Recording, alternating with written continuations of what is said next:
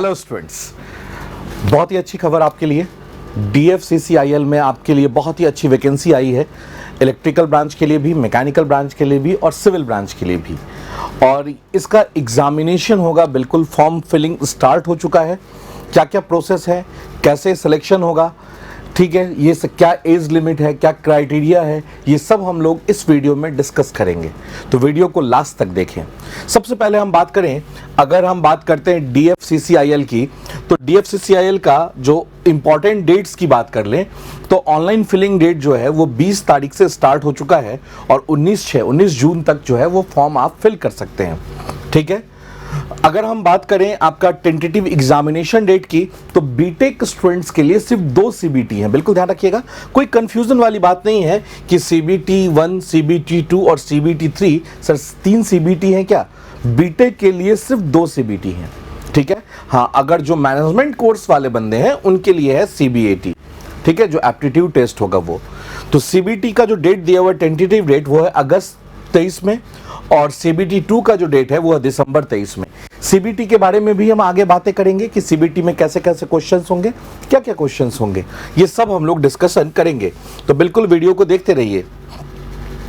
अगर हम बात करें कि सबसे पहले सीट की बात करते हैं, जो कि सबसे रिक्वायर्ड चीज है, तो अगर हम एग्जीक्यूटिव पोस्ट की पहले बात कर रहे हैं, जूनियर पोस्ट की बात नहीं चल रही है अभी।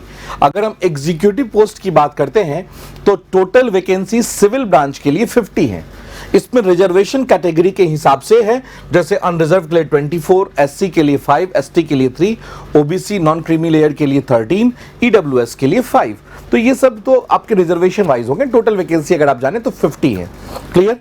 और अगर हम डिग्री की बात करें, मिनिमम क्राइटेरिया की बात कर रहे हैं, ठीक है, तो आपके पास में 3 ईयर डिप्लोमा कोर्स होना चाहिए कम से कम।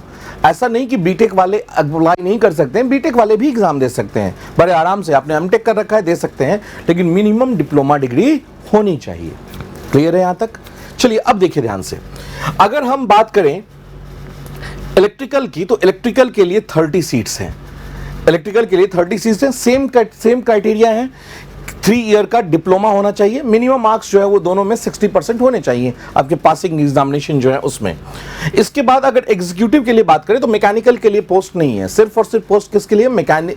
इलेक्ट्रिकल और सिविल के लिए, क्लियर।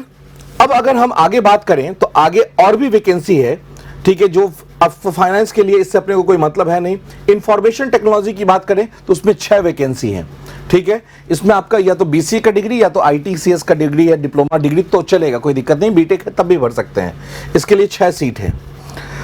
अब हम बात करते हैं जूनियर एग्जीक्यूटिव की, ठीक है। जूनियर एग्जीक्यूटिव की भी सैलरी जो है वो बहुत अच्छी है, 25,000 से 68,000 तक है। और इसमें सिविल, इलेक्ट्रिकल, मैकेनिकल तीनों के लिए वैकेंसी है। अगर हम बात करें इलेक्ट्रिकल ब्रांच की, तो इलेक्ट्रिकल ब्रांच के लिए 24 वैकेंसी है, ठीक है।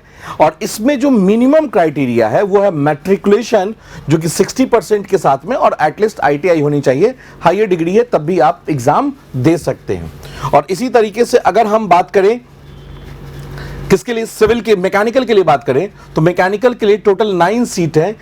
जो क्राइटेरिया है वो सेम है, क्राइटेरिया मैट्रिकुलेशन में 60% और अगर आपको ITI करना है, साथ साथ मिनिमम क्वालिफिकेशन हायर डिग्री है, so you can apply that, clear. तो ये है आपका जो आपकी वैकेंसी की बात हो गई। अब हम बात करते हैं वैकेंसी के बाद कि एज क्राइटेरिया क्या है। तो अगर एज क्राइटेरिया है तो दोनों के लिए, जूनियर और एग्जीक्यूटिव दोनों के लिए जो एज क्राइटेरिया है वो है 18 to 30 ईयर, 18 to 30 ईयर। हाँ, एक इंपॉर्टेंट बात, अपीयरिंग कैंडिडेट फॉर्म नहीं फिल कर सकते हैं। फॉर्म वही फिल करेंगे जो पास आउट हो चुके हैं, जो पास आउट हैं वही फॉर्म फिल कर सकते हैं। अपीयरिंग कैंडिडेट के हमने एग्जाम तो दे रखा है, रिजल्ट अभी नहीं आया ना, you are not suppose to fill the form, clear. बिल्कुल ध्यान रखिएगा इस चीज को। जो एज क्राइटेरिया है वो 18 to 30 ईयर है, काफी लंबा एज दिया है, मतलब मैक्सिमम स्टूडेंट्स जो है वो एलिजिबल हो जाएंगे दोनों ही में, ठीक है। अब creamy layer, non creamy layer, ये सब तो आपको पता है, रिजर्वेशन की बातें हम नहीं कर रहे हैं अभी यहां पे आपके साथ में, ठीक है। अब हम लोग बात करते हैं CBT की। अगर CBT की बात करते हैं तो CBT में 2 CBT है आपके साथ में। एक CBT 1 जो है वो स्क्रीनिंग है, स्क्रीनिंग क्या कि आपका जो CBT 1 का जो रिजल्ट आएगा वो आगे एड ऑन नहीं होगा, सिर्फ और सिर्फ आपको शॉर्टलिस्ट करने के लिए CBT 1 लिया जा रहा है।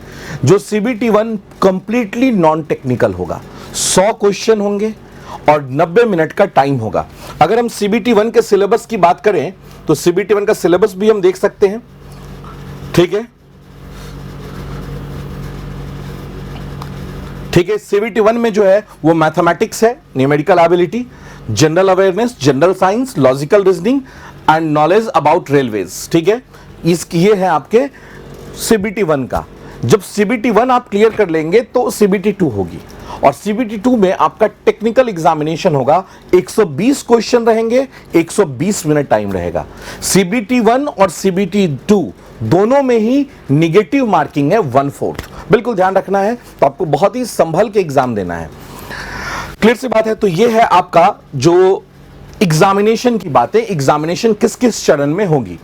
एज क्राइटेरिया हो गया, फॉर्म फिलिंग स्टार्ट हो चुका है, तो जितनी जल्दी हो सके उतना जल्दी फॉर्म फिल कर दें और प्रिपरेशन में लग जाएं, क्योंकि एग्जामिनेशन में बहुत ज्यादा टाइम नहीं है। अगर CBT 1 क्लियर करेंगे तभी CBT 2 में अपीयर हो सकते हैं, और CBT 1 और CBT 2 के बाद डायरेक्ट डॉक्यूमेंट वेरिफिकेशन होना है। तो हमसे जो भी हेल्प चाहिए, we are always with you.